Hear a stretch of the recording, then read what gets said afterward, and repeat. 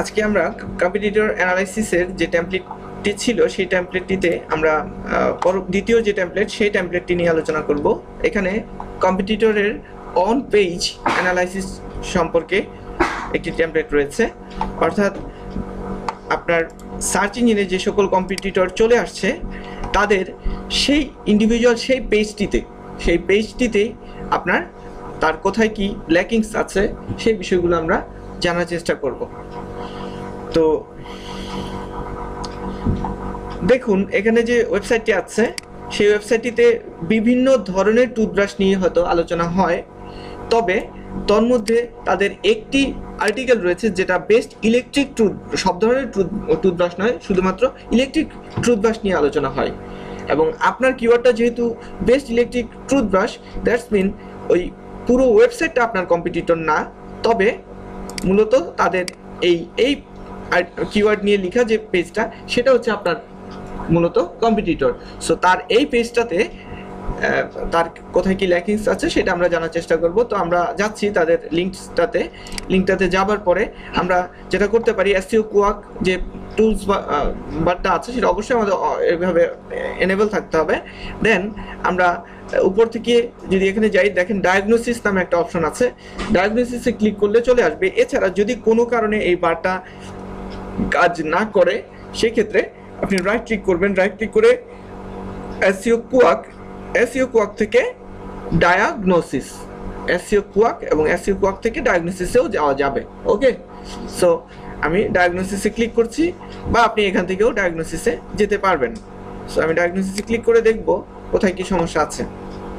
এখানে বেশ কিছু বিষয় রয়েছে। তো কিছু কিছু বিষয় রয়েছে এই নির্দিষ্ট পেজটিকে কেন্দ্র করে, আর কিছু কিছু প্রবলেম রয়েছে যে বিষয়গুলো শুধু এই নির্দিষ্ট এই পেজটাকে কেন্দ্র করে নয়, বরং এই টোটাল ওয়েবসাইটকে কেন্দ্র করে কিছু কিছু বিষয় রয়েছে।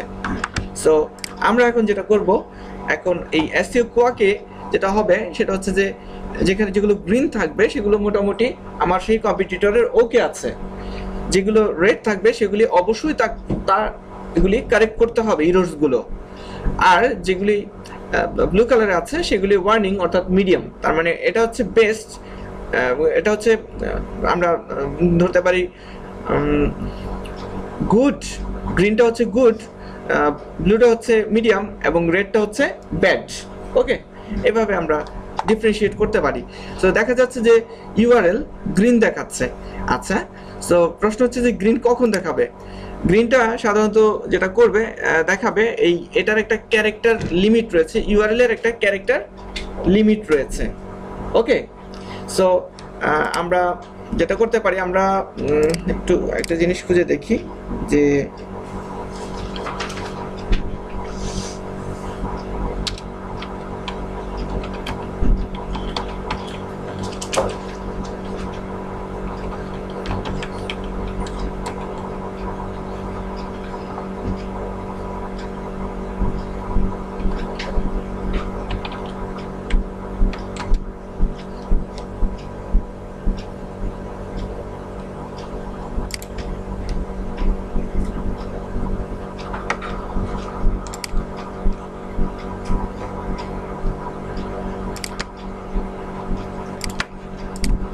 আমরা বেশ কিছু টুল আছে, সবগুলো লাগবে না, আমি প্রথমটা ব্যবহার করলেই চলবে, আমার সবগুলোর প্রয়োজন পড়বে না।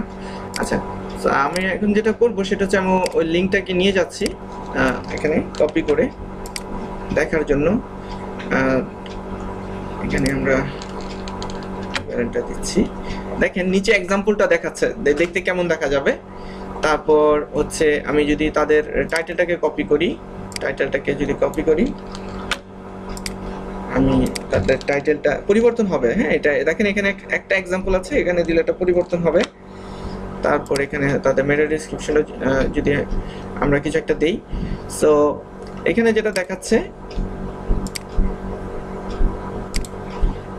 আপনি এখন এখানে যা লিখবেন সে ক্যারেক্টার দেখেন বেড়ে যাচ্ছে, তাই না? বেড়ে যাচ্ছে, কিন্তু বেড়ে যাচ্ছে, এবং বাড়ার পর দেখেন, অর্থাৎ স্মাইলের পরে কিন্তু এরপরে কিন্তু ডট ডট দেখাচ্ছে, তাই না?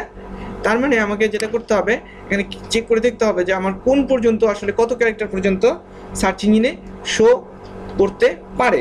এরপরে আর কি ডট ডট আসবে, এই যে এটার পরে কিন্তু ডট ডট আসছে, তাই না?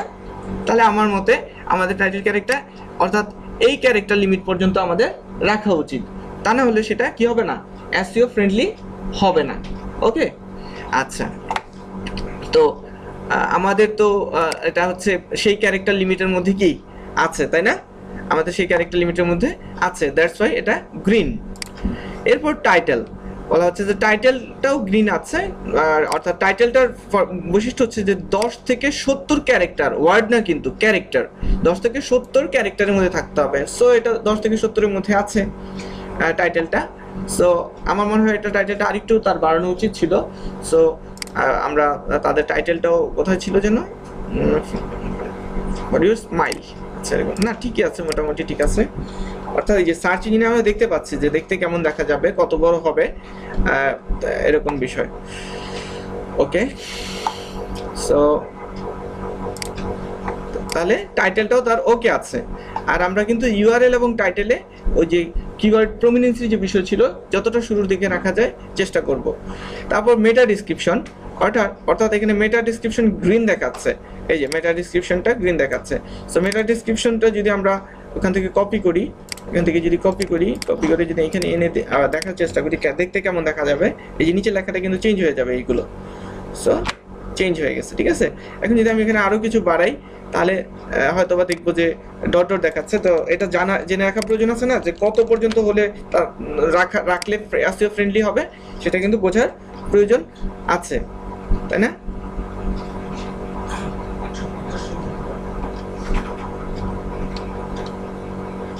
দেখেছেন, তার মানে বলা হয়ে থাকে যে 160 পর্যন্ত, আসলে সব ক্ষেত্রে 160 নাও হতে পারে, এই জন্য আমি মনে করি 155 পর্যন্ত রাখা উচিত। এবং এটা সাজেস্ট করবে, এই যে বলছে যে 70 থেকে 160 ক্যারেক্টারের মধ্যে রাখলে পরে কি হবে, আপনার মেটা ডেসক্রিপশনটা এসইও ফ্রেন্ডলি হবে। সো 160 হচ্ছে ম্যাক্সিমাম ক্যারেক্টার। তো আমি মনে করি কি 160 পর্যন্ত যাওয়ার প্রয়োজন নাই, 155। আপনি দেখুন একটা জিনিস খেয়াল করুন, 160 পর্যন্ত ওরা এসইও কোয়াক বলছে যে 160 পর্যন্ত, কিন্তু এটা 160 পর্যন্ত দিলে কিন্তু কিছুটা কাজ করছে না, 155 পর্যন্ত কাজ করছে। সো 160 ম্যাক্সিমাম, বাট আমার মতে আপনি 155 পর্যন্ত রাখতে পারেন, ঠিক আছে। কারণ এখানে একটা বিষয় আছে যে ক্যারেক্টারের সাথে পিক্সেলেরও একটা ব্যাপার রয়েছে, ফন্ট পিক্সেলের ব্যাপার রয়েছে। এই কারণে আমার মতে 150টা বেস্ট হবে আপনাদের জন্য, 150 ক্যারেক্টারটা হবে বেস্ট, 150 থেকে 155 এর মধ্যে রাখা। যাই হোক, আমার কম্পিটিটর সেটা রেখেছে, মানে দ্যাটস মিন এই তিনটা জায়গাতে সে অপটিমাইজড হয়ে আছে। এছাড়া তার যেটা করা দরকার ছিল বা আছে সেটা হচ্ছে তার কিওয়ার্ডটাকে শুরুর দিকে রাখা, হ্যাঁ সে মোটামুটি শুরুর দিকে রেখেছে। মেটা কিওয়ার্ডসটা এখন আর খুব বেশি ইম্পর্টেন্ট না, একটা সময় ইম্পর্টেন্ট ছিল যে সার্চ ইঞ্জিনকে বুঝিয়ে দিতাম যে এই নির্দিষ্ট পেজটা এই কিওয়ার্ডের আন্ডারে এই পেজটা। বাট এখন আসলে ওইভাবে, তখন যেটা হতো মানুষ কি করতো, এই মেটা কিওয়ার্ডসগুলোতে স্টাফিং করতো, অর্থাৎ অনেক বেশি পরিমাণে কিওয়ার্ড দিয়ে দিত, অর্থাৎ ধরেন 10টা 15টা কিওয়ার্ড দিত। তো দেওয়ার পরে হতো কি ওই পেজের ওই কিওয়ার্ডের ডেন্সিটিটা বেড়ে যেত, এবং যার ফলে ওই পেজকে গুগল প্রায়োরিটি দিতে বাধ্য থাকতো। এরপর গুগল যেটা চিন্তা করলো যে না, এভাবে তো আমাকে ফোর্স করা হচ্ছে, ব্ল্যাকেট করা হচ্ছে, দ্যাটস ওয়াই গুগল এখন ওই মেটা কিওয়ার্ডটাকে ওরকমভাবে ইম্পর্টেন্স দেয় না। বরং গুগল এখন যেটা করে যে মেটা কিওয়ার্ড নয়, বরঞ্চ কিওয়ার্ড প্লেসমেন্টের উপর সে গুরুত্ব দেয়। অর্থাৎ যারা এই ইউআরএলে, টাইটেলে, মেটা ডিসক্রিপশনে, ফার্স্ট প্যারাগ্রাফে, লাস্ট প্যারাগ্রাফে, হেডিংয়ে, সাব হেডিংয়ে, ইমেজ অল্টার অ্যাট্রিবিউটে ইত্যাদি জায়গাতে যারা কিওয়ার্ডকে প্লেসমেন্ট দিবে, রাখবে, তার সে বুঝে নেবে যে এই পেজটা এই কিওয়ার্ড নিয়ে অপটিমাইজড, বোঝা গেছে বিষয়টা। সো এটা এখন আমি মনে করি খুব বেশি জরুরি না, সো ওই ক্ষেত্রে সেও অপটিমাইজ না। এরপর হচ্ছে হেডিং, অবশ্যই হেডিংটা খুবই গুরুত্বপূর্ণ। একটা ওয়েবসাইটে বা একটি ওয়েব পেজে অবশ্যই একটি H1 থাকা উচিত। তো এখানে বলা হচ্ছে যে তার কিছু ইমপ্রুভমেন্টের প্রয়োজন রয়েছে। সো আমরা দেখি তার H1 গুলো, দেখুন তার ওয়েবসাইটে H1 দুইটা দেখা যাচ্ছে। সো একটা পেজে H1 অবশ্যই একটাই হওয়া উচিত, দুইটা নয়, তাই না? একটা দেশে যদি দুটো প্রধানমন্ত্রী থাকে তাহলে কি সমস্যা হবে না? সো একইভাবে এখানে তাদের এই জায়গাটাতে অপটিমাইজেশনের প্রয়োজন আছে। সো তারা দুটো H1, সো এই ক্ষেত্রে কনফিউজড হয়ে যাচ্ছে, সার্চ ইঞ্জিন কনফিউজড হয়ে যাচ্ছে যে কী ব্যাপার, আমি H1 অ্যাকচুয়ালি কাকে সিলেক্ট করব। সো যদি আমরা এই ওয়েবসাইটের অ্যাডমিনের এসইওর কাজ করি, আমরা তাকে সাজেস্ট করব যে আপনি এখান থেকে একটিকে সরিয়ে ফেলুন, এখন আপনি কোনটাকে H1 রাখবেন সেটা আপনি বলুন। তো আমরা তাকে সাজেস্ট করব যে দেখুন আপনি এটাকে রাখতে পারেন, কারণ এটার ভিতরে আপনার কিওয়ার্ডটা আছে, আর আপনি এটাকে H1 রাখার প্রয়োজন নাই। ঠিক আছে, সো এখানে তার একটা ফল্ট আমরা দেখতে পেলাম, এই জন্যই দেখেন এখানে হয়তোবা গ্রিন হয়নি। আর আরেকটা বিষয়, যে নিয়ম হচ্ছে যে H1, H2, H3 এই তিনটা হেডিং অবশ্যই আপনাকে ব্যবহার করতে হবে। ধরেন কেউ H1 একটা ব্যবহার করলো এবং H2 করলো 2-3টা, কিন্তু H3 করলো না, তাহলেও ওয়েল অপটিমাইজড হবে না। সো আপনাকে যেটা করতে হবে H1, H2 এবং H3 মিনিমাম এই তিনটা ব্যবহার করতে হবে। আচ্ছা, এখন প্রশ্ন হচ্ছে যে হেডিং কি জিনিস? হেডিং জিনিসটা হচ্ছে যে প্রতিটা প্যারা থাকে না, প্যারার একটা নাম থাকে কিন্তু, তাই না? সো প্রতিটা প্যারার একটা কিন্তু নাম থাকতে পারে, যেমন এটা একটা প্যারা, এটা একটা হেডিং, এই প্যারাটার এরকম হেডিং থাকবে, সাব হেডিং থাকতে পারে ছোট ছোট, প্যারার আন্ডারে নতুন আরেকটা সাব হেডিং থাকতে পারে। সো এই হেডিং সাব হেডিং থাকাটা জরুরি। তো এর মধ্যে চলুন যে H1, H2, H3 কি একটু আরেকটু ক্লিয়ার করে বোঝার চেষ্টা করি। যেমন এই যে কথাটা লিখেছে এটা কি হেডিংয়ে, সেটা কিভাবে দেখবো, কিভাবে বুঝবো, সেটা বোঝারও অনেক পদ্ধতি আছে। তার মধ্যে একটু সহজ পদ্ধতি যাই, সিলেক্ট করে রাইট ক্লিক করে ইন্সপেক্ট এলিমেন্টে চলে যাব। ইন্সপেক্ট, এই যে ইন্সপেক্টে যাচ্ছি, এখান থেকে দেখতে পারবো যে এটা তার কোন ট্যাগে আছে। আচ্ছা দেখেন, আমি যদি এখান থেকে মাউসটা হোভারিং করি, এই যে দেখেন H1 দেখা যাচ্ছে আপনাদের, H1 ট্যাগে আছে। তো আমার টাইটেলটা H1 ট্যাগে থাকার কথা ছিল এবং হ্যাঁ তা আছে, তাই না? এভাবে আপনি প্রতিটা প্যারাতে দেখতে পারবেন যে কোনটা কি ট্যাগে আছে। আর তাছাড়া আমি এসইও কোঅপ থেকেও তো দেখতে পাচ্ছি যে কোনটা কোন ট্যাগে আছে। ওকে, সেই ক্ষেত্রে আপনি যেটা করবেন, ভিউ পেজ সোর্সে চলে যাবেন। ঠিক আছে, কন্ট্রোল ইউ ডাইরেক্ট যদি লিখেন তাহলেও আপনি খুঁজে পাবেন। এই যে কন্ট্রোল ইউ লিখে কন্ট্রোল এফ, এবার আপনি আপনার টাইটেলটা এখানে বসিয়ে দিন, তাহলেও দেখতে পাবেন কি ফাইন্ড দ্য বেস্ট ইলেকট্রিক। আমি লিখি FIND, find the BEST best, মনে হয় চলে আসছে, তাই না? এই যে ফাইন্ড দ্য বেস্ট চলে আসছে 1 থেকে 4। ওকে,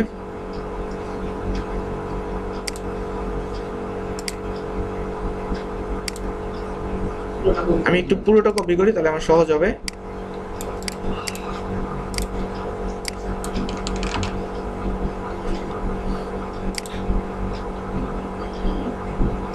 এই যে H1 দেখছেন, H1 ট্যাগে আছে কিন্তু। ওকে, সো যাই হোক, আমরা দেখতে পারবো মূল কথা হচ্ছে যে আমার H1 থাকা উচিত একটা, আর মিনিমাম H1, H2, H3 এই তিনটা ব্যবহার করা উচিত। H2 ব্যবহার করলেন 2, 3, 4টা আপনার প্রয়োজন মতে, H3 ব্যবহার করলেন আপনার প্রয়োজন মতে আরো কয়েকটা, এই আর কি।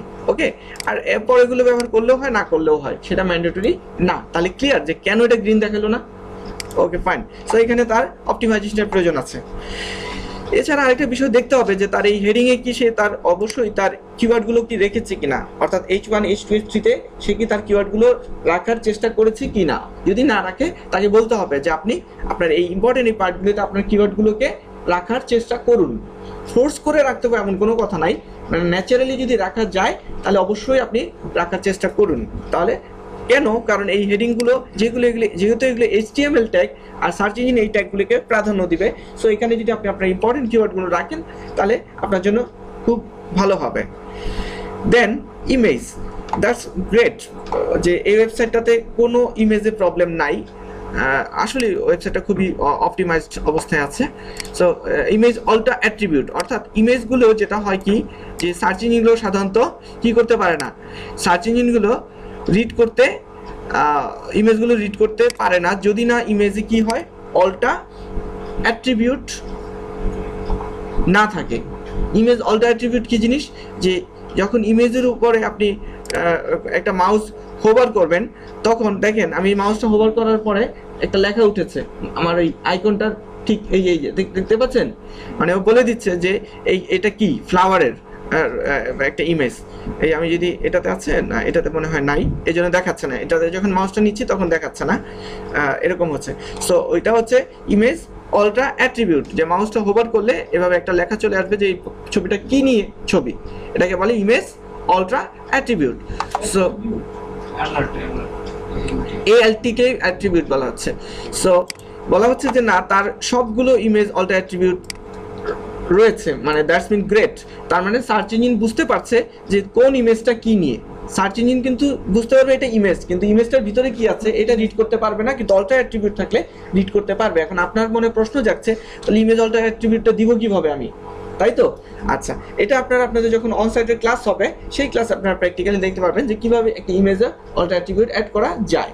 কিন্তু আগে জানা প্রয়োজন আছে যে ইমেজ অল্ট্রা অ্যাট্রিবিউট জিনিসটা কি সেটা। এখন আরেকটা কথা বলে রাখি যে এমন হতে পারে কিছু কিছু ইমেজ যেটাতে ইমেজ অল্ট্রা অ্যাট্রিবিউট মিসিং থাকতেই পারে, কিছু থাকতেই পারেন। ধরেন আপনার একটা পেজে এরকম 20টা ইমেজ আছে বা 10টা ইমেজ আছে, তো 10টা ইমেজ বা 20টা ইমেজ আছে, এখন 20টা ইমেজে 4-5টা তিনটাতে অল্ট্রা অ্যাট্রিবিউট মিসিং থাকতেই পারে। এটা একেবারে যে মানে একদম অস্বাভাবিক কিছু, সম্পূর্ণ অস্বাভাবিক এরকম না, এরকম হতেই পারে। ঠিক আছে, কেন হতে পারে? কারণ অনেক ধরনের দেখা যাবে যে অ্যাড থাকতে পারে, হ্যাঁ, অ্যাডে হয়তো বা অল্ট্রা অ্যাট্রিবিউট নাও থাকতে পারে। তারপর বিভিন্ন ধরনের আইকন থাকতে, আইকনগুলিকেও কিন্তু অনেক সময় ইমেজ আকারে ধরা হয়, তাই না? তো ওই রকম কিছু কিছু ক্ষেত্রে অল্ট্রা অ্যাট্রিবিউট মিসিং থাকতেই পারে। মূল বিষয়টা হচ্ছে যে আমার কন্টেন্টের ভিতরে যে ইমেজগুলো সেখানে আমার অল্ট্রা অ্যাট্রিবিউট মিসিং আছে কিনা সেটা।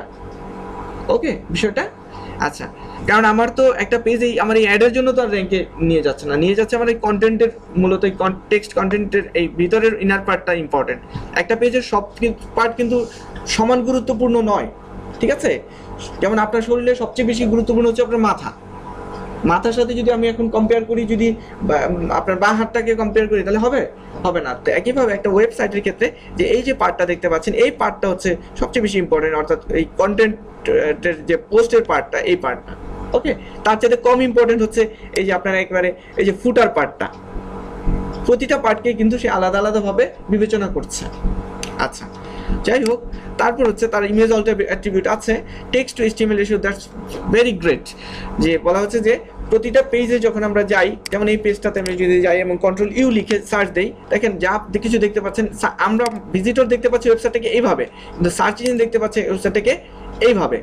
সো সে যেটা করে সেটা করে হচ্ছে যে সে এই HTML কোডের সাথে এই আপনার নর্মাল যে টেক্সট আছে, রিডেবল টেক্সট, এই টেক্সটটার একটা রেশিও ক্যালকুলেট করে, যে যদি দেখে যে না আপনার এই ভিউ পেজ সোর্স, অর্থাৎ তার HTML ভার্সনে, সোর্স ভার্সনে যদি দেখে যে HTML কোডের পরিমাণটা অনেক বেশি, তাহলে সে ধরে নেয় যে এটা তার জন্য ফ্রেন্ডলি, মানে সার্চ ইঞ্জিনের জন্য ঠিক আছে, কিন্তু একটা ভিজিটরের জন্য ঠিক নাই, কারণ ভিজিটর তার HTML কোড পড়বে না, তাই না?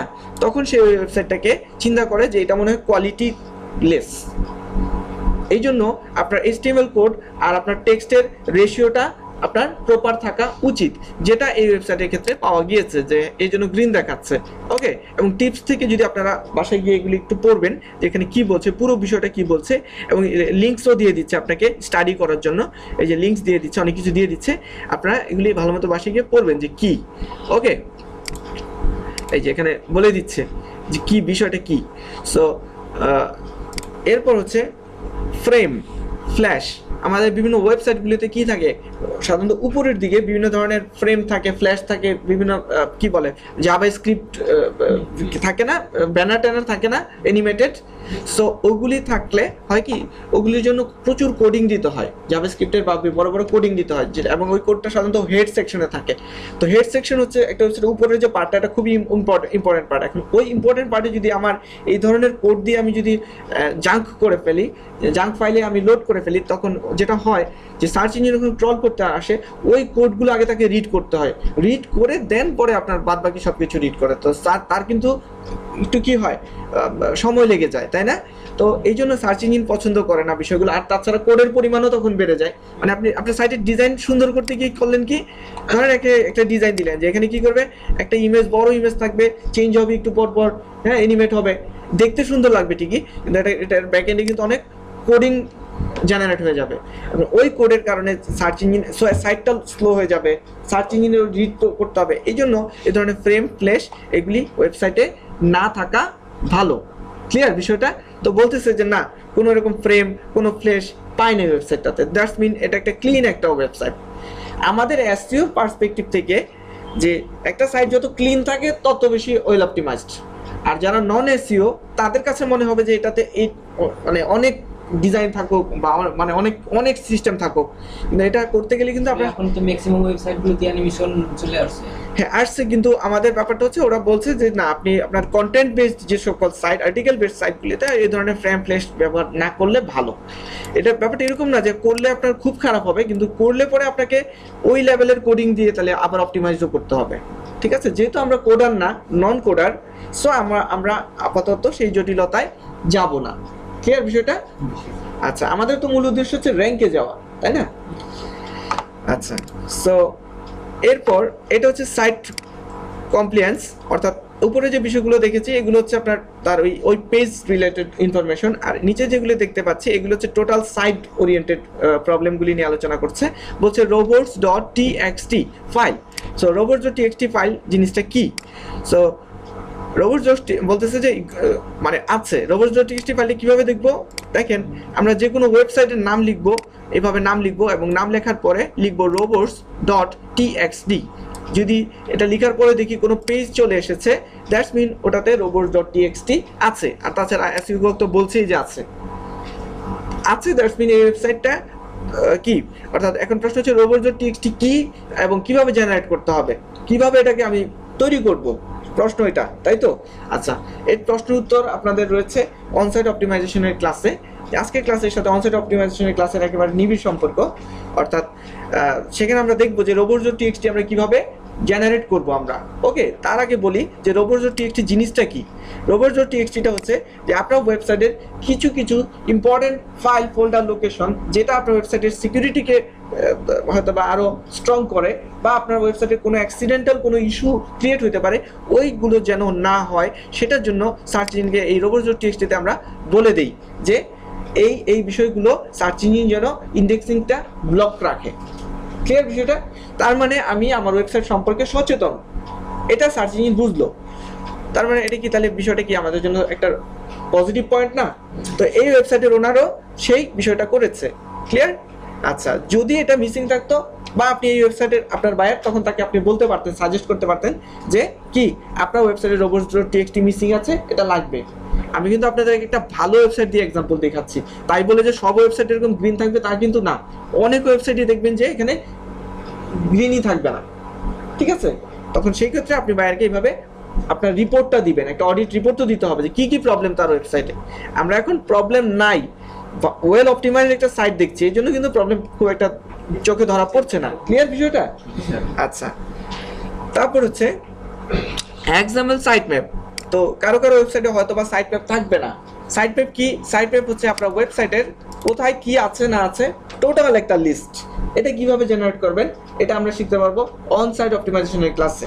সো সাইট ম্যাপ দেখেন, তার ওয়েবসাইটে সাইট ম্যাপ পাওয়া গিয়েছে, ওয়েবসাইটের নাম স্ল্যাশ তারপর হচ্ছে সাইট ম্যাপ ডট XML। যদি XML সাইট ম্যাপ জেনারেট হয় তাহলে এভাবে লিখলেই পাওয়া যায়। তো আমরা পাচ্ছি তার ওয়েবসাইটে, কিন্তু দেখেন কয়টা আছে এখানে, 1 2 3 4 11 12টা। আচ্ছা, দেখেছেন বলেছিলাম। সো এই যে তার সাইট ম্যাপে একটা সার্চ ইঞ্জিন সর্বপ্রথম তার ওয়েবসাইটে এই জায়গায় আসবে, এসে দেখবে যে কোথায় কি আছে না আছে সবগুলো একবার ইন্ডেক্স করে নিয়ে নিবে। ঠিক আছে, এবং তারিখও দেখেন দেখা যাচ্ছে, তারিখগুলো লাস্ট কবে মডিফাই করেছে সে, এই বিষয়গুলো। সো তার মানে কি, এই ওয়েবসাইটটা সার্চ ইঞ্জিনকে হেল্প করতেছে, ইন্ডেক্সিংয়ে হেল্প করছে। দ্যাটস মিনস এই জন্য সার্চ ইঞ্জিন কি তাহলে খুশি, এই জন্য এটা ফ্রেন্ডলি। দেখেন, দ্যাটস মিন হ্যাঁ গুড, তার সাইট ম্যাপ আছে। কারো কারো ওয়েবসাইটে সাইট ম্যাপ থাকবে না, বা মার্কেটে এরকম অসংখ্য কাজ আছে যে তার ওয়েবসাইটে একটা সাইট ম্যাপ জেনারেট করে দিতে হবে, অসংখ্য কাজ আছে কিন্তু। ঠিক আছে, সো আপনি তার চাইলে তাকে সাজেস্ট করতে পারেন যে তোমার সাইট ম্যাপটা আমি জেনারেট করে দেই, তুমি আমাকে এই অ্যামাউন্টটা দাও। ওকে, ল্যাঙ্গুয়েজ। এরপরে এখানে কিন্তু সবকিছু যে সমান গুরুত্বপূর্ণ তা না, এই উপরে দুইটা সবচেয়ে বেশি গুরুত্বপূর্ণ। জি, সাইট ম্যাপ তো বললামই, কি মানে সাইট ম্যাপটা হচ্ছে যে আপনার ওয়েবসাইটের কোথায় কতগুলো পেজ আছে পুরোটার একটা লিস্ট, এবং সেই লিস্টটা আপনি ধরিয়ে দিবেন কাকে, সার্চ ইঞ্জিনকে, যেন সার্চ ইঞ্জিন আপনার ওয়েবসাইটটা নিমিশেই পুরোটা রিড করতে পারে, এবং রিড করে সেটা সার্চ ইঞ্জিনে কি করতে পারে, অ্যাভেলেবেল করতে পারে, ইন্ডেক্স করতে পারে। তাহলে সার্চ ইঞ্জিনের কি হচ্ছে, সুবিধা হচ্ছে না? এই কাজটাই সাইট ম্যাপের কাজ। ওকে, আচ্ছা, এরপর হচ্ছে ল্যাঙ্গুয়েজ। এখানে সবগুলি খুব বেশি জরুরি না, পরেগুলো অত বেশি ইম্পর্টেন্ট না। তারপর হচ্ছে ল্যাঙ্গুয়েজ, যে ল্যাঙ্গুয়েজ সেট করে দেওয়া, এটা সাধারণত HTML কোড দিয়ে সেট করে দেওয়া হয় যে কি ফরম্যাটে আছে, ইউএস এর ফরম্যাটটা কি ফরম্যাটে আছে এরকম সেট করে দেওয়া যায়। এখনকার থিমগুলিতে ল্যাঙ্গুয়েজ ফরম্যাটটা সেট করেই দেওয়া থাকে সাধারণত। যাই হোক, তার এটা গ্রিন আছে।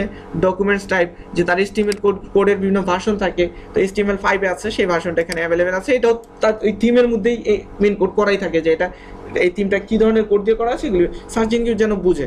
সো এগুলির সমাধানটা কি? এগুলির সমাধান হচ্ছে আপনি একটা search engine friendly, SEO friendly যদি একটা থিম ব্যবহার করেন আপনার ওয়েবসাইটে, তাহলে এই জিনিসগুলো মোটামুটি ক্লিয়ার হয়েই থাকবে।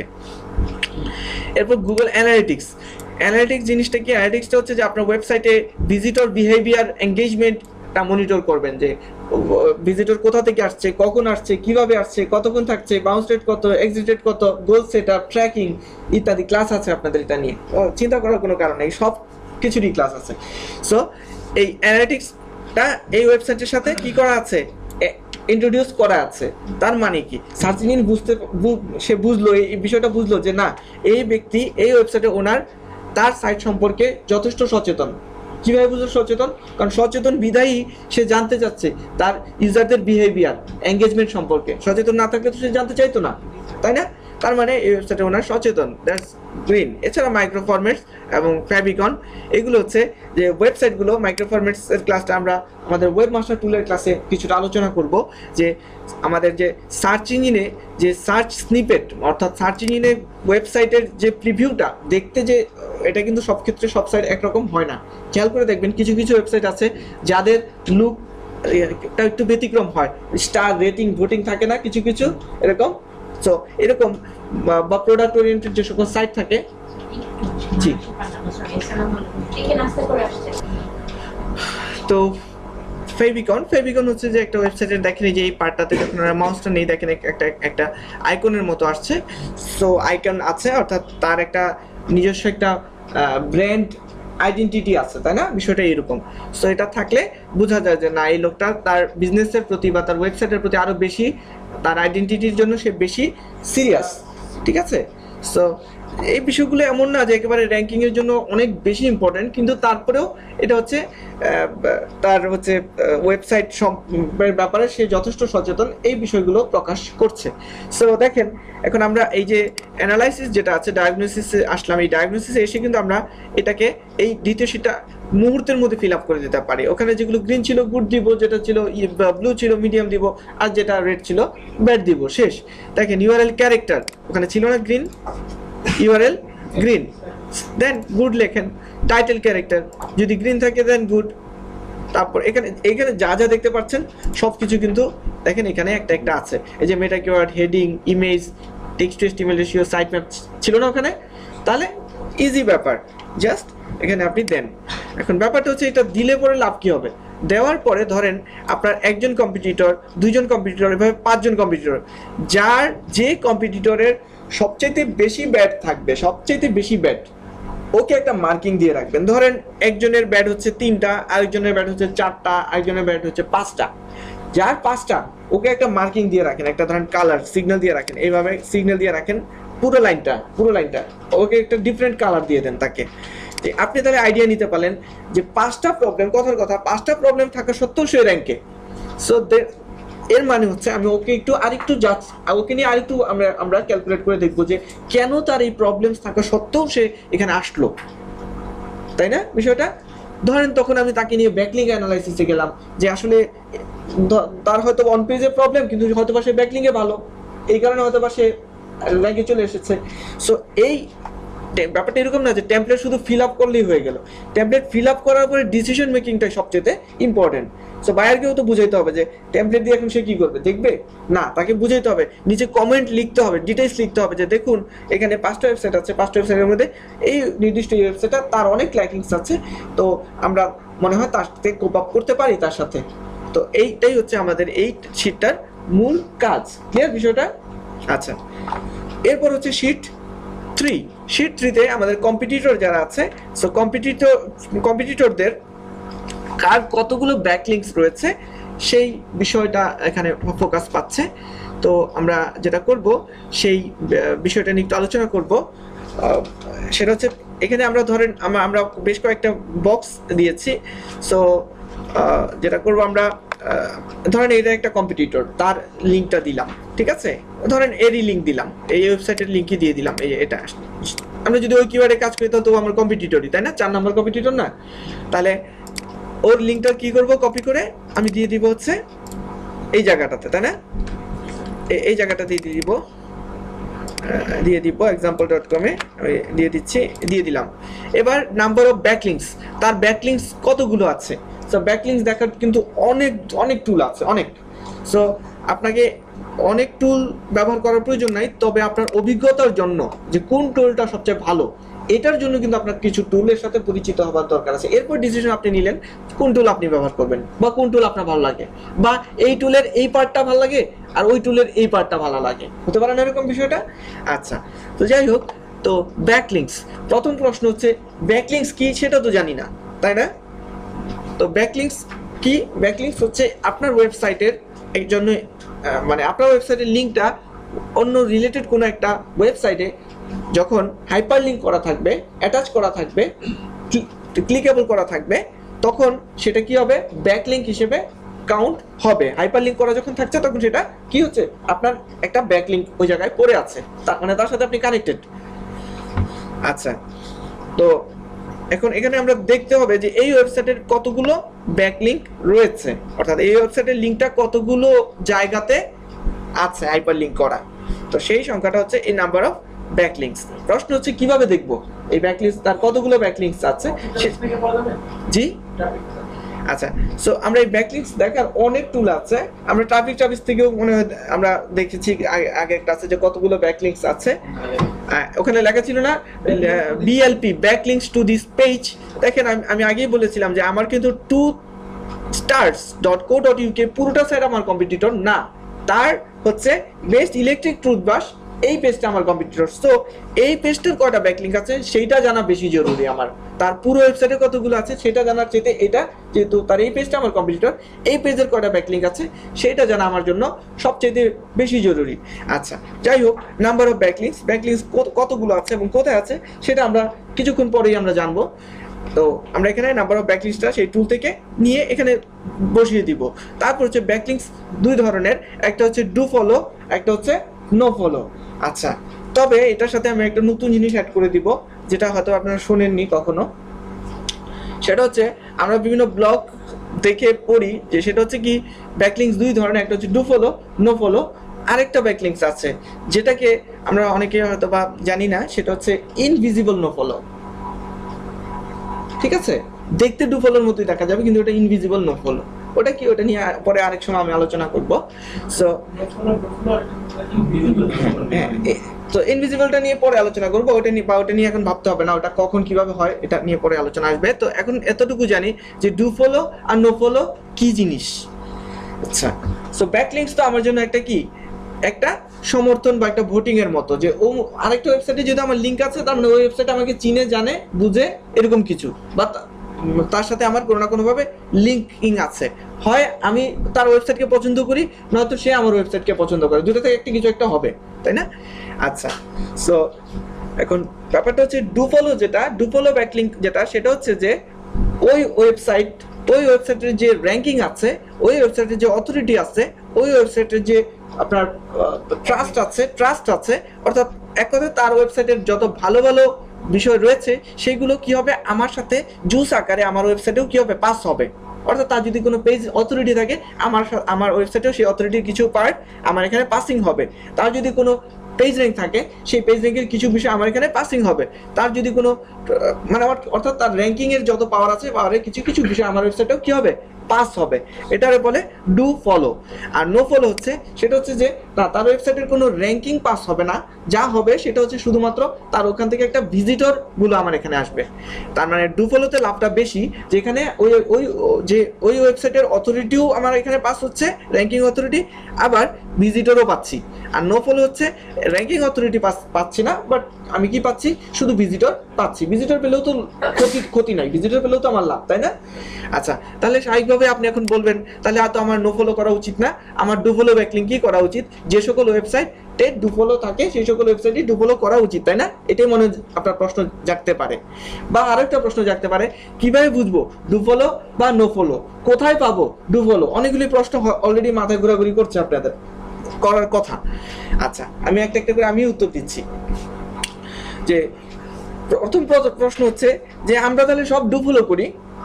এখন আমি বলবো যে না, আপনি সব ডু ফলো করতে যাবেন না, বা সব ডু ফলো পাবেনও না।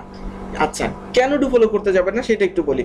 যে সার্চ ইঞ্জিন যেটা করে, সার্চ ইঞ্জিন চিন্তা করে যে ধরেন আপনি 100টা ব্যাকলিঙ্ক তৈরি করলেন, অর্থাৎ 100টা সাইটে আপনার লিঙ্কটা হাইপার লিঙ্ক করে অ্যাটাচ করে দিয়ে আসলেন।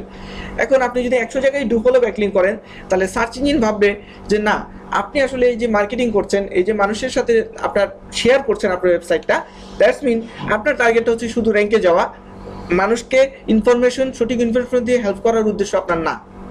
তার মানে তার কাছে এটা ন্যাচারাল বা অর্গানিক মনে হচ্ছে না। এই জন্য তখন আপনার ওয়েবসাইটের প্রতি তার একটা নেগেটিভ ইমপ্রেশন তৈরি হতেও পারে। ওকে, এই জন্য ন্যাচারালিটি বজায় রাখার জন্য আপনাকে যেটা করতে হবে, ডু ফলোও করতে হবে, নো ফলোও করতে হবে। ওকে, এখন আপনি বলেন আচ্ছা ঠিক আছে, আমি ডু ফলো করব, নো ফলো করব, সবই ঠিক আছে, আমি তাহলে এক কাজ করি, আমি 100টা ব্যাকলিঙ্কের মধ্যে 98টা করে ফেলি ডু ফলো, আর 2টা নো ফলো করবো না। হ্যাঁ, তাহলেও কিন্তু জিনিসটা ন্যাচারাল হচ্ছে না, তাই না? সো আপনি এটা করতে পারেন 40-60 এরকম একটা রেশিওতে আপনি নো ফলো ডু ফলো চাইলে কি করতে পারেন, করতে পারেন। ঠিক আছে? আচ্ছা, জি,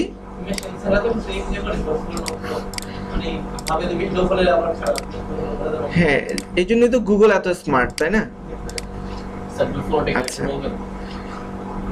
ডু ফলোটা হচ্ছে যেটা আপনার অন্য ওয়েবসাইটের যে যত ভালো বৈশিষ্ট্য আছে, র্যাঙ্কিং এর যে পাওয়ার আছে, সেই পাওয়ারটা আপনার ওয়েবসাইটেও কিছু পাস হবে। বুঝা গেছে বিষয়টা?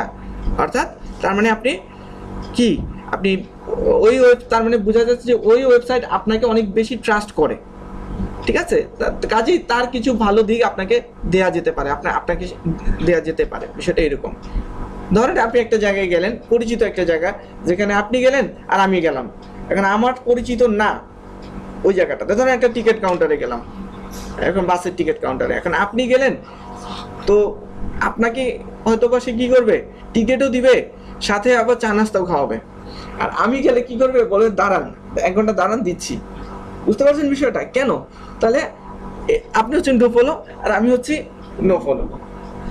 সো যাই হোক, তো বুঝে গেছে যে ডু ফলো নো ফলো তাহলে কেন করতে হবে। সো আমরা ডু ফলো নো ফলোটা এভাবে আমরা যেটা করব, আমরা অ্যানালাইসিস করার চেষ্টা করব। সো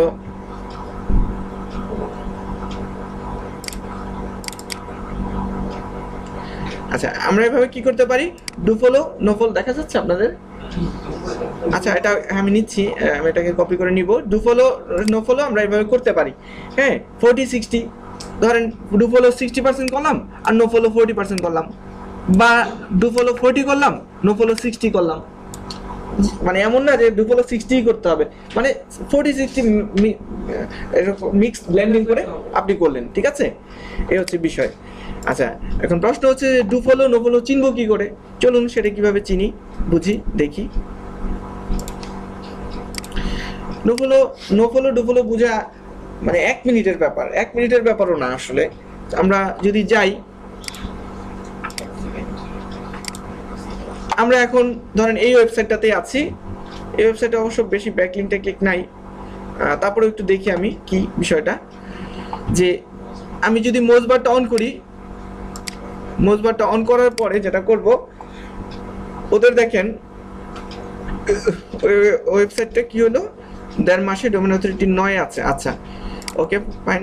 আপনাকে কিন্তু এগুলি নোট ডাউন করে রাখতে হবে যে 1.5 মাস বয়স, র্যাঙ্কে আসলো, তার অথরিটি কত, তার সিগন্যাল কত।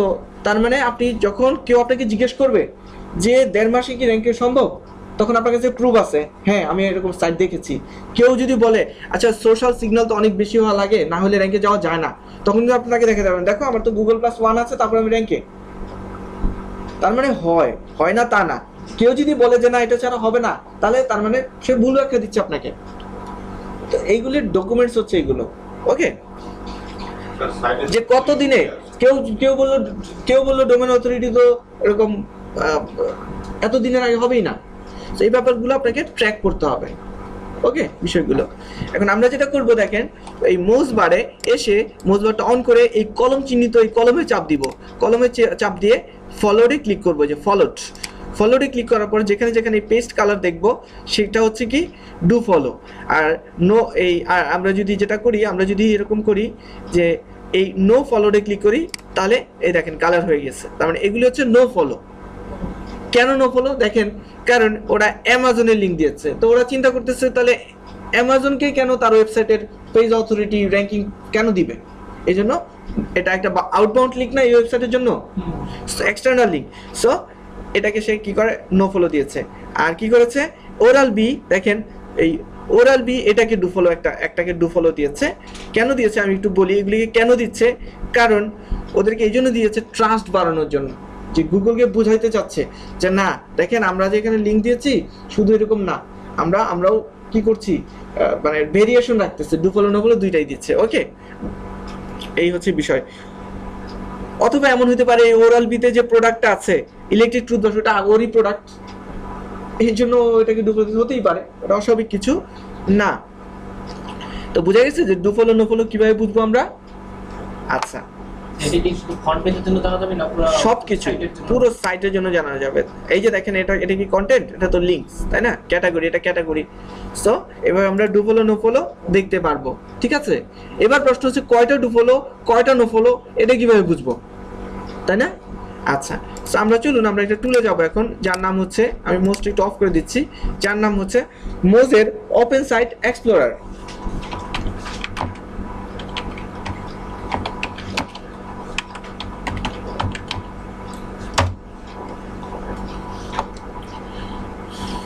সো মোজের ওপেন সাইট এক্সপ্লোরারটা আমরা এখন যাব। এখানে গিয়ে আমি এই ওয়েবসাইটটা সম্পর্কে জানার চেষ্টা করব। যেহেতু এটা একটা খুব ছোট্ট একটা ওয়েবসাইট, আমি তার রুট ডোমেনটারই আমি নিচ্ছি। যদি আমার কম্পিটিটর এটা, আমার দেখা উচিত যে এইটা কত জায়গায় লিঙ্ক করা, কিন্তু যেহেতু ছোট্ট একটা সাইট, অনেক ছোট, এই জন্য আমি জানি যে এর আসলে ইন্ডিভিজুয়ালি পার্টিকুলারলি মনে হয় খুব একটা ব্যাকলিঙ্ক এখনো করে নাই। ওকে, সো আমি মূল সাইটটা দিচ্ছি ওর, বা ওটাও দিব, দেখবো, সমস্যা নেই। এখন আমি এন্টারে চাপ দিচ্ছি। তো চাপ দেওয়ার পরে মোজ কি বলছে, মোজ বলছে যে এই ইনফরমেশন দিচ্ছে 11টা টোটাল লিঙ্কস সে খুঁজে পেয়েছে, এই ওয়েবসাইট 11টা লিঙ্কস তার তৈরি করেছে, এটা দেখাচ্ছে। আচ্ছা আচ্ছা, যেহেতু সাইটটা একেবারেই নতুন, এই কারণে সে বলতেছে কি না আমরা এখন ওরকম ভাবে ডিসকভার করতে পারি নাই, লিঙ্কসগুলো ভালো মতো ধরতে পারিনি, হয়তো বা সামনে কি করতে পারবে, লিঙ্কসগুলো সে ধরতে পারবে। ওকে, তো আমরা আরেকটু বড় একটা সাইটে যাই, কারণ যেহেতু এটা এইজ খুব কম, স্বাভাবিকভাবে ওকে এরা ধরতে পারা না পারারই কথা। আরেকটা ব্যাপার একটু বলে রাখি যে সব টুল সমান রিপোর্ট দিবে না। ধরেন মোজ বলতেছে যে তার 11টা টোটাল লিঙ্কস, এইচএফ বলবে হয়তো বা তার 20টা লিঙ্কস। কেন, কারণ এখন যে টুল শুধুমাত্র ব্যাকলিঙ্কের, সে ব্যাকলিঙ্কটা আরো ভালো ধরবে, তাই না। এখন মোজ তো শুধু ব্যাকলিঙ্কের জন্য না, মোজ তো সব কিছুর জন্য, এই জন্য একটু পার্থক্য হতে পারে। এই জন্যই বললাম যে আপনারা 2-3টা টুল যখন ব্যবহার করেন তখন আইডিয়া জেনারেট হবে। যেমন ম্যাজেস্টিকে কি করবে, ম্যাজেস্টিক এক ধরনের রিপোর্ট দিবে, আরেকটা রকম রিপোর্ট। এই যত আপনি এটা অ্যানালাইসিস করবেন, যত কাটবেন, তত আপনি ক্লিয়ার হতে পারবেন। ওকে, যাই হোক, সো আমরা আরও একটা সাইট দেখি, তাহলে আমাদের একটু ক্লিয়ার হবে আমরা ধারণাটা। চলুন আমরা একটা কাজ করি, আমরা এই ওয়েবসাইটটার একটু ব্যাকলিঙ্ক দেখার চেষ্টা করি।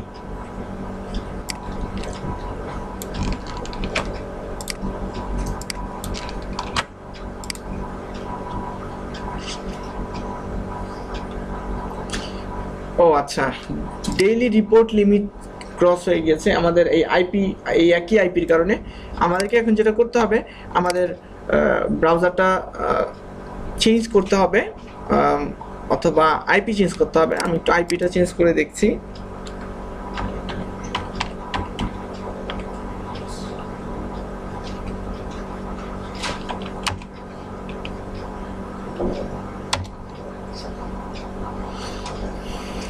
একই আইপি অ্যাড্রেস থেকে, ইন্টারনেটের আইপি অ্যাড্রেস থেকে বা কিছু কিছু টুল আপনাকে বারবার ব্যবহার করতে দিবে না। তো এই জন্য আপনাকে মাঝে মাঝে ভিপিএন বা আইপি চেঞ্জার বিভিন্ন ধরনের সফটওয়্যার আছে, প্লাগইনস আছে, এই প্লাগইনসগুলির সাহায্য নিতে হবে, তাহলে আপনি সেক্ষেত্রে কাজটা করতে পারবেন। তো যেহেতু আমাদের বলতেছে যে লিমিট ক্রস করে ফেলেছি, এই জন্য আমরা এখন আমাদের সেই একটা অ্যানোনিমক্স এই টুলটা ইউজ করছি আইপিটা চেঞ্জ করার জন্য। সো আমি এটা ক্লিক করব। এখন ক্লিক করে আমি এখান থেকে কোন আইডেন্টিটি ইউজ করতে চাচ্ছি সেটা এখানে সিলেক্ট করতে হবে। সো আমরা এখন যেটা করব, আমি ধরেন ইউকের এটা নিয়ে নিব।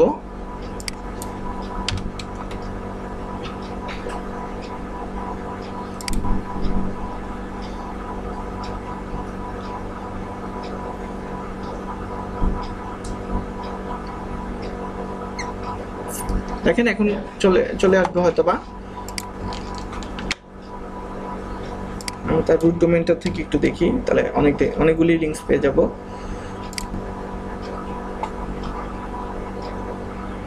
দেখেন কাজ করতেছে এখন, কারণ আমি এখন কি আইপি চেঞ্জ করে ফেলেছি, ঠিক আছে। তো যদি আপনাদেরও এরকম কোনো প্রবলেম হয় তাহলে আপনারাও কি করবেন, এইরকম অ্যানোনিমক্স দিয়ে আইপি চেঞ্জ করে কাজ করতে পারবেন। ওকে, এমন তো না যে দিনে একেবারে 30-40 বার এই টুল ব্যবহার করতে হয়, এমন তো না, তাই না? 2-4 বার হয়তো বা করতে পারে, তারও যদি না হয় তাহলে এই প্রক্সি চেঞ্জার দিয়ে চেঞ্জ করে কাজটা করতে পারবেন। চলুন আমরা একটু বুঝি বিষয়টা যে কি সেটা, যে এই ওয়েবসাইটটা আমি যদি তার পুরো লিঙ্কটা দিয়ে দেখি তো কি অবস্থা। আচ্ছা, তো এখন যে বিষয়টা দেখেন, আমাদের প্রথম কম্পিটিটর যে টপ কম্পিটিটর এই কিওয়ার্ডে, তার পুরো লিঙ্কটা আমি কপি করে কোথায় নিয়ে গিয়েছি, মোজের ওপেন সাইট এক্সপ্লোরারে, যে শুধুমাত্র এই আর্টিকেলটা অর্থাৎ এই পেজটা কতগুলো ব্যাকলিঙ্ক আছে তার। সো দেখলো 26 টোটাল ব্যাকলিঙ্কস, 26টা টোটাল ব্যাকলিঙ্কস। আমরা যখন কিওয়ার্ড রিসার্চ করেছিলাম, অ্যাফিলিয়েট কিওয়ার্ড রিসার্চ, তখন মনে আছে যে লিঙ্কস বলেছিলাম, গ্রিন কালার দিচ্ছিলাম একটা এক্সেল টেমপ্লেটে 50 বিলো 50, মনে আছে? বিলো 50 সেই লিঙ্কস কিন্তু এই লিঙ্কস, ঠিক আছে। তাহলে এখানে কত 26 লিঙ্কস সে পেয়েছে, তাহলে কি বোঝা যাচ্ছে? খুব বেশি না, তাই না? 50 নিচে হলে সহজ, আর 30 নিচে হলে তো আরো সহজ, তো এটা 30 নিচে। Okay fine. আচ্ছা, সো বলা হচ্ছে ডোমেন অথরিটি হচ্ছে এরকম, এই ওয়েবসাইটের মূল যে হোম পেজটা, তার ডোমেন অথরিটি 151-50-এর কাছাকাছি, ভালোই। পেজ অথরিটি 46, আর হচ্ছে এখানে 15 রুট ডোমেইনস আছে তার। আর কি বলছে স্প্যাম স্কোর, এটা সম্পর্কে তো মনে হয় বলেছি আমি, স্প্যাম স্কোর, তাই না? স্প্যাম স্কোর হচ্ছে একটা ওয়েবসাইটের যে 17টা ফ্ল্যাগ থাকে, 17টা ফ্ল্যাগ। ওই ফ্ল্যাগগুলি, যার যত বেশি ফ্ল্যাগ সে তত মানে ভালো না, ঠিক আছে। ফ্ল্যাগ খাবে যে বেশি, তার তত বেশি সমস্যা। সো 0 থেকে 4 পর্যন্ত যদি থাকে তাহলে তার মনে হচ্ছে যে ফ্ল্যাগ কম, মানে তার সমস্যা কম। এই জন্য দেখেন গ্রিন দেখাচ্ছে। যদি 4-এর থেকে বেশি হয়, অর্থাৎ 5 থেকে খুব সম্ভবত 8 হবে, 7 কি 8 হবে, 5 থেকে 8 যদি হয় তাহলে সেটা হবে মিডিয়াম, তখন দেখবেন ইয়েলো কালার দেখাবে। আর যদি আপনার 8 বা 8-এর বেশি হতে পারে, 8 থেকে 15 যদি হয় তাহলে হবে সেটা রেড, মানে তার স্প্যাম ফ্ল্যাগে ভরা, তার মানে তার সাইটের অনেকগুলি প্রবলেম রয়েছে। ক্লিয়ার? তাহলে কি বুঝতে পারছি, এই ওয়েবসাইটের কোয়ালিটিটা কি খুব খারাপ? খুব খারাপ না, ভালো। আচ্ছা, এখন ব্যাপারটা হচ্ছে যদি ধরেন এখানে 4 না হয়ে ধরেন যদি 9 হয়ে যেত, কথার কথা, তাহলে রেড হয়ে যেত, তাই না? তো রেড হলে ধরেন এই বায়ারের কাজ আপনি করতেছেন, তখন দেখলেন যে এটা তো 9 হয়ে আছে বা এটা 7 হয়ে আছে, তখন কিন্তু আপনাকে ভাবতে হবে যে এটা 7 কেন। তখন আপনার ওই বায়ারকে বুঝাইতে হবে যে দেখো, তোমার ওয়েবসাইটের এরকম স্কোরিং 17-এর মধ্যে 7-এ আছে বা 9-এ আছে, আমি এটাকে এমন কিছু কাজ করব যে এটা চলে আসবে 4-এ 3-এ। থাকতে পারে না কাজ, এরকম থাকতেই পারে। এখন ব্যাপারটা হচ্ছে তাহলে আমি কি করলে পরে এটা 9 থেকে 4-এ আনতে পারবো, সেটা হচ্ছে কথা। আচ্ছা, সো সেটার জন্য আমরা যেটা করব যে এই স্প্যাম স্কোরের 17টা মানে কি বলে অপশন আছে, 17টা অপশন, সেটা আমরা গ্রুপে ইনশাল্লাহ একটা পোস্ট, একটা শেয়ার করে দেবো, একটা পিকচার দিয়ে দিব। ওই পিকচারে দেখতে পারবেন কতগুলো প্রবলেম তার আছে, কি কি প্রবলেম এই 17টা। ওকে, আচ্ছা, তারপর হচ্ছে আমরা যেটা করব, দেখেন আমার টপ কম্পিটিটর যে টপ কম্পিটিটর কেন সে এখানে র্যাঙ্কে এসেছে, অর্থাৎ তার ব্যাকলিংকটা আমি দেখতে চাচ্ছি। তার ব্যাকলিংকটা দেখেন যে 25-26টা লিঙ্ক, মানে কোথায় কোথায় সে ব্যাকলিংক করেছে সেই সোর্সটা খুঁজে বের করে ফেলতেছি আমরাও কি করবো এবার, তার ওই সোর্সে খুঁজে খুঁজে দেখবো যে সোর্সের জায়গাগুলি যদি ভালো হয়, তার এই পাওয়ারের সোর্স যেটা এটা যদি ভালো হয়, আমরাও কি করবো সেই জায়গাতে আমরাও গিয়ে ব্যাকলিং করার চেষ্টা করব, তাহলে আমাদের ওয়েবসাইটও কি হবে, হয়তো র্যাঙ্কে চলে আসবে। সো আমরা দেখতে পাচ্ছি সে যেমন এই যে একটা সাইট কি engadget.com, তাই না, এই ওয়েবসাইটের এই আর্টিকেলে তার একটা ব্যাকলিংক রয়েছে। আমরা একটু যদি যাই ওই লিঙ্কটাতে, এই যে এই ওয়েবসাইটের এই আর্টিকেলে তার একটা ব্যাকলিংক আছে। 2015 সালের নভেম্বরে মনে হয় সে পাবলিশ করেছে, এই জন্য 11 দেখাচ্ছে, নভেম্বরের 3 তারিখে মনে হয়। এই যে এখানে তার একটা কি আছে, তার ওয়েবসাইটে একটা ব্যাকলিংক আছে। এখন হয়তো সে কি করেছে, এই ওয়েবসাইটে কি করেছে, হয়তো সে গেস্ট পোস্ট করেছে। গেস্ট পোস্ট হয় কিন্তু অনেক ওয়েবসাইটে, যে তার ওয়েবসাইটে আরেকজন লিখবে, গেস্ট রাইটার থাকে না বিভিন্ন ধরনের কমিউনিটি, যেমন টেকটিউন্সি কি গেস্ট রাইটার আছে না, অনেক মানুষই তো গেস্ট রাইটার হিসেবে লেখে। তো সে বোঝা যাচ্ছে যে সে এই ওয়েবসাইটটাতে সে কি করেছে, একটা আর্টিকেল দিয়েছে এবং সেখানে সে একটা ব্যাকলিংক অনেকবার শেয়ার হয়েছে। সো আপনিও তাহলে কি করতে পারেন, এই ওয়েবসাইটে যদি গেস্ট আর্টিকেল লেখার সুযোগ থাকে, তাহলে আপনিও একটা গেস্ট আর্টিকেল লেখার জন্য এই ওয়েবসাইটের অ্যাডমিনকে অফার দিন যে হ্যাঁ আমি তোমার ওয়েবসাইটে আমি কি করতে চাই, একটা আর্টিকেল লিখতে চাই, তুমি কি আমার আর্টিকেলটা পাবলিশ করবা, এরকম। ওকে, আচ্ছা, তারপর দেখেন যেটা বিষয় সেটা হচ্ছে যে এবং স্প্যাম স্কোর দেখাচ্ছে, অর্থাৎ এই ওয়েবসাইটের স্প্যাম স্কোর যথেষ্ট ভালো, মাত্র 1-2 আছে।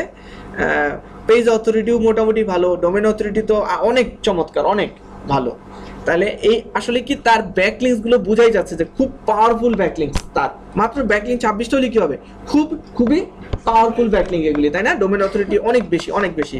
সো এই পাওয়ারফুল ব্যাকলিংকসে যদি ব্যাকলিংক করা যায়, তাহলে আপনিও আশা করা যায় এখানে ওইরকম 12টা কন্টেন্ট দিয়ে আর পাওয়ারফুল কয়েকটা ব্যাকলিংকস দিয়ে এখানে ইজিলি র্যাঙ্কে চলে আসা যাবে।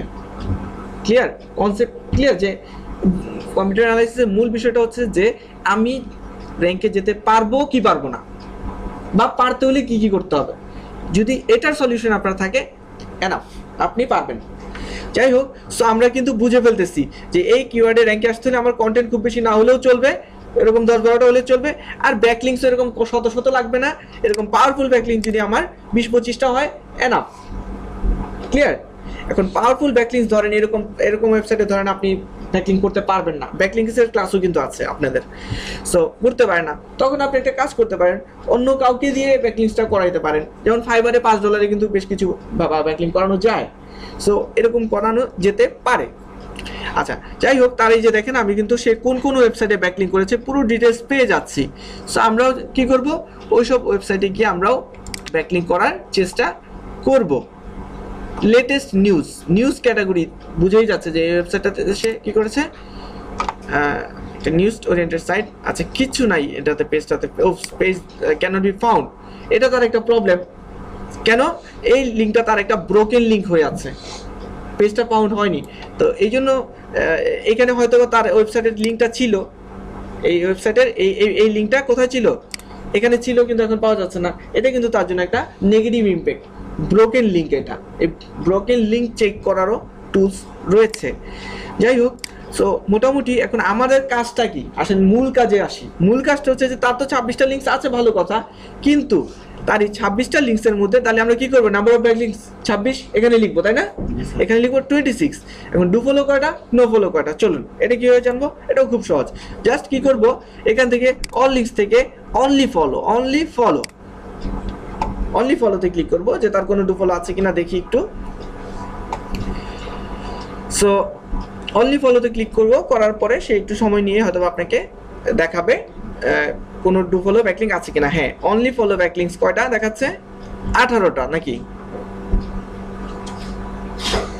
হ্যাঁ 26টার মধ্যে 18টা হচ্ছে তার ডু ফলো। অর্থাৎ এই ওয়েবসাইটগুলিতে, যেমন এই যে consumesearch.com, এই ওয়েবসাইট থেকে সে একটা কি পেয়েছে, ডু ফলো ব্যাকলিংক পেয়েছে। ক্লিয়ার? এবার আপনাকে যেটা করতে হবে ঠিক একইভাবে এই ওয়েবসাইটগুলোতে গিয়ে দেখতে হবে যে এই ওয়েবসাইটটা ভালো কিনা, এই ওয়েবসাইটের কন্টেন্টগুলি ইউনিক কিনা, রিলিভেন্ট কিনা, এই বিষয়গুলো আপনাকে দেখতে হবে। দেখার পরে আপনিও ওখানে একটা ব্যাকলিংক তৈরি করার চেষ্টা করতে হবে। ঠিক আছে? সো আমরা ব্যাকলিংকের ক্লাসে হয়তো ওইগুলো বিষয়গুলো আরও ভালো জানতে পারবো। আমরা কি এতটুকু বুঝতে পেরেছি যে আমার কম্পিটিটরের সোর্স কোথায় ব্যাকলিংক করেছে এবং ব্যাকলিংকের মধ্যে কোনটা ডু ফলো কোনটা নো ফলো এবং সেটার কোয়ালিটি কেমন, এই যে এখান থেকেই দেখতে পাচ্ছি কিন্তু আমি কোয়ালিটিগুলো, তাই না? মোটামুটি জাস্ট এই 3টা কোয়ালিটি দেখলে কিন্তু হবে না, আর অনেক কিছু আপনাকে কোয়ালিটি দেখতে হবে। কি কোয়ালিটি দেখতে হবে চলুন তো একটু বুঝি। সেটা হচ্ছে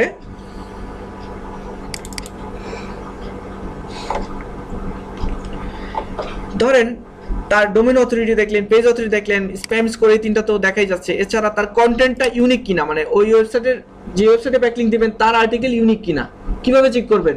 অনেকভাবে চেক করা যায়। জাস্ট আপনি একটা কাজ করেন, ওই ওয়েবসাইটের ধরেন সে কোথায় ব্যাকলিংক করেছে দেখি তো একটু আমি। ধরেন সে ব্যাকলিংক করেছে এটাতে, তাই তো? এগুলিতে ডু ফলো ব্যাকলিংক পেয়েছে। আমি আরো কয়েকটাতে যাই যে অর্থাৎ সে এই ওয়েবসাইটে কি করেছে, একটা ব্যাকলিংক করেছে। এখন আমি দেখবো এই ওয়েবসাইটের কন্টেন্টগুলো ইউনিক আছে কিনা। যদি ইউনিক থাকে তাহলে আমরা চেষ্টা করে দেখতে পারি ব্যাকলিংক করার। আচ্ছা, এখানে ধরেন আমি একটা লাইন কি করব, জাস্ট কপি করব। যেহেতু এটা একটা ই কমার্স সাইটের কন্টেন্ট আসলে খুব একটা ইউনিক হয় না। তারপরে আমি চেক করে দেখি, জাস্ট একটা লাইন নিচ্ছি, নিয়ে আমি এটা কপি মনে হয় এটা ইউনিক হবে না। আচ্ছা, তারপরে আমি একটু দেখি, না ইউনিক। দেখেন আমি কি করেছি, জাস্ট একটা লাইন নিয়েছি, নিয়ে ইনভার্টেড কমার ভিতরে দিয়ে দেখলাম যে অনেকগুলি রেজাল্ট দেখায় কিনা। না, দেখাচ্ছে একটা। তার মানে এইরকম লেখা আর কোনো ওয়েবসাইটে নাই। ঠিক আছে? সো বাইরে অপেক্ষা করছে। আচ্ছা, সো আমরা যেটা করব, বুঝা গেছে? তাহলে আমি কিভাবে বুঝলাম যে এই ওয়েবসাইটটাতে যে তার যে ব্যাকলিংক আছে এটা কি, তার মানে এই ওয়েবসাইটটার কন্টেন্টগুলি ফ্রেশ, ইউনিক, তাই না? আচ্ছা, এরপর আর কি ট্রাস্ট রেশিও। নিশ্চয়ই আমরা ক্লাসের আগে ট্রাস্ট রেশিও আপনাদেরকে বোঝানো হয়েছে, তাই না? ম্যাজিস্টিক দিয়ে বোঝানো হয়নি? আচ্ছা, এক মিনিট।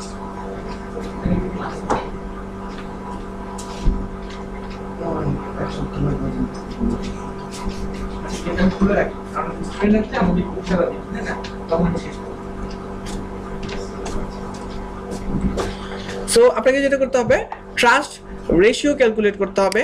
এছাড়া আপনাকে, আচ্ছা আমরা একটা কাজ করি, আমরা যেহেতু আজকে আমাদের ক্লাসের সময় শেষ, আমরা আরো একটা ক্লাস বানিয়ে নিচ্ছি কম্পিউটার অ্যানালাইসিস। আগামী ক্লাসটা আমরা কম্পিউটার অ্যানালাইসিস নিয়ে আলোচনা করব। ঠিক আছে? আমি প্রথম পার্টে হয়তো আসতে পারবো না, দ্বিতীয় পার্টে আসবো। ঠিক আছে?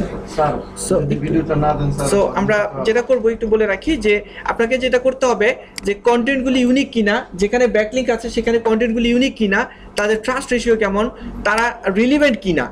ঠিক আছে? আপনার ওয়েবসাইটের সাথে তার রিলিভেন্সি আছে কিনা। দেখেন এই ওয়েবসাইটের রিলিভেন্সি আছে না, তার ওয়েবসাইটটাও হচ্ছে ডেন্টাল আর এটাও ডেন্টাল একটা পেজ।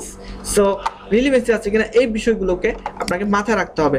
এগুলো দেন আপনি কি করতে পারেন, আপনিও সেখানে একটা ব্যাকলিংক করার চেষ্টা করতে পারেন। ক্লিয়ার বিষয়টা? ওকে ফাইন, আজকে এই পর্যন্ত রাখছি।